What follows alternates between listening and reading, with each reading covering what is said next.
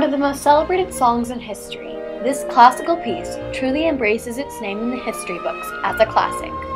Written by Ludwig van Beethoven, it was described as fate knocking on the door. It is a legend among classical music, as is its composer.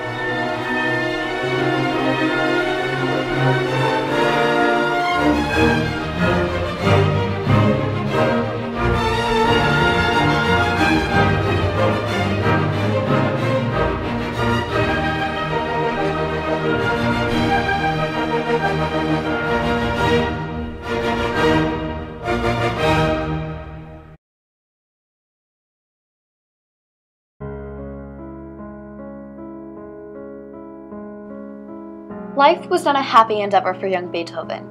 From the time that he could crawl, Beethoven's father saw an unmatched musical talent within his son. As Beethoven grew older, his father soon became obsessed, desiring to turn his son into the next Mozart. While a wonderful music enthusiast, Beethoven's father was also a very violent person, often coming home drunk only to abuse his children.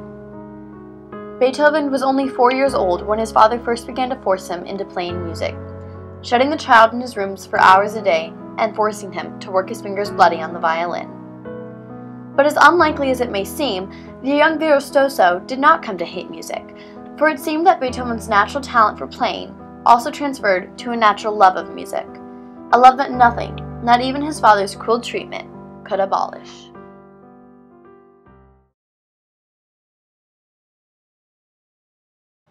When Beethoven reached the age of 17, he left his German hometown of Bonn for Vienna in the hopes of studying with his idol Mozart.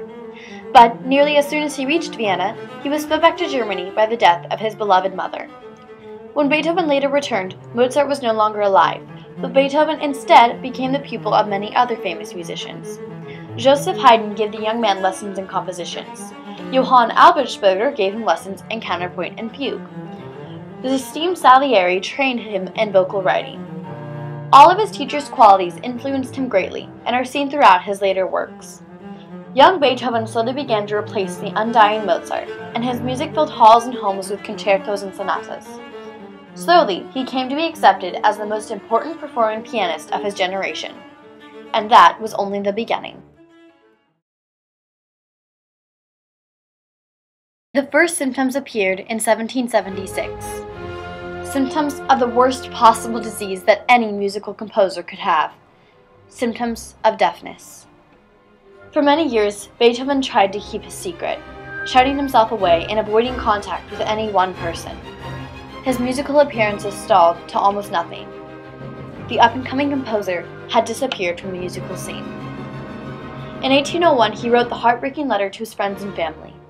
"Your Beethoven is very unhappy," he wrote. "You must know that the best part of me, my hearing, has become very weak. How sad is my life! I'm deaf! Had my profession been any other, things might still be bearable. But if it is, then my situation is terrible." And yet, it was this tragedy in his life that sparked the first inclines of Romanticism in him. The tragedy of his deafness had a profound effect on Beethoven. He could no longer hear the beauty in his music, and that was a terribly sad thing. His works began to reflect his mood more than his genius. For example, the Lario within his Piano Sonata in D, and the entirety of his Sonata Pathétique. Today we express these works as simply classical pieces of music, but in truth, there's so much more. When Beethoven began to write, these pieces were revolutionary. He became the first truly free composer after receiving a paid position in which the only condition of his employment was that he stay on the grounds and compose whatever it was that his heart felt. However, this was a particularly sad time within Beethoven's life, the time of which he wrote a letter to his brothers, a will of things that must be carried out after Beethoven's suicide. And yet, it was his music that saved him. Romanticism in music was, at the time, unthinkable. Beethoven lived in the classical era, a period still focused primarily on musical theory, occasionally sacrificing beauty and quality for one right note over another.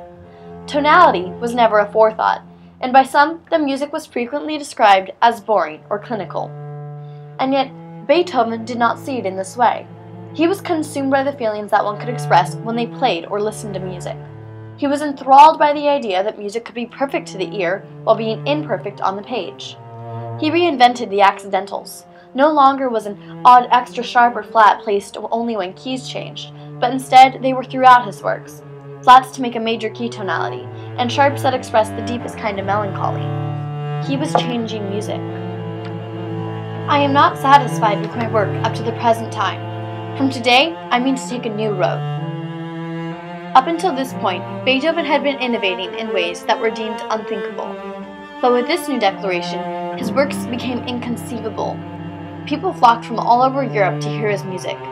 He wrote the Symphony No. 3, entitled Eroica, which is still regarded as one of the most revolutionary musical pieces ever written. He wrote the immortal Symphony No. 5. Beethoven's music began to reflect his spirit and his soul. It was truly revolutionary, for it seemed as if Beethoven had officially become a rebel.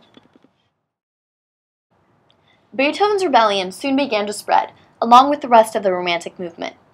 The idea of being able to express yourself wholly and completely through the arts had captured the attention of many. Whereas people like Mary and Percy Shelley led the movement in literature, Beethoven was, and still is, considered the forefather of all Romantic music. It is truly enlightening to see how Beethoven made his music sound so very different from everyone else's.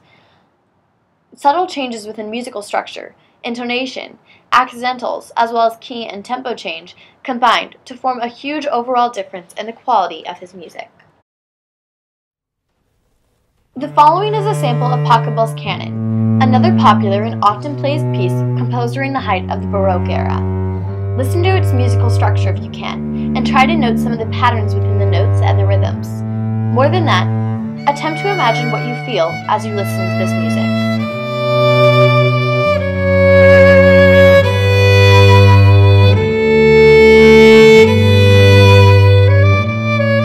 This piece, though popular and very beautiful, is widely regarded as one of the most boring classical pieces to play throughout the musical community.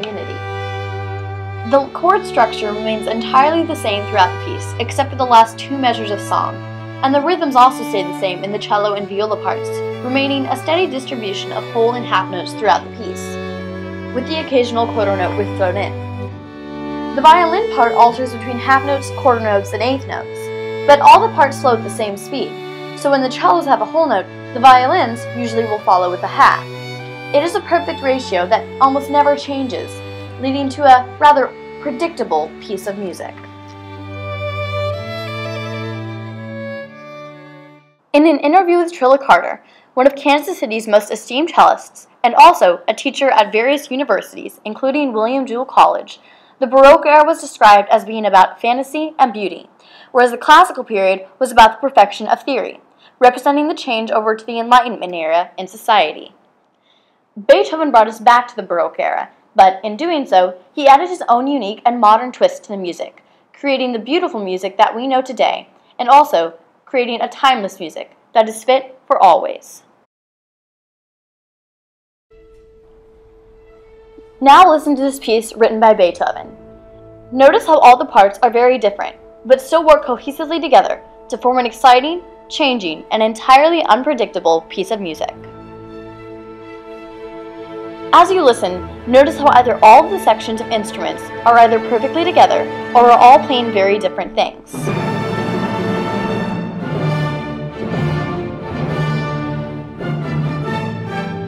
In this exciting and emotional piece, Beethoven expresses great emotions of melancholy, joy, and sadness, always varying and sometimes combining all such things into one part of the piece. His movements are perfected, and his love of music is great.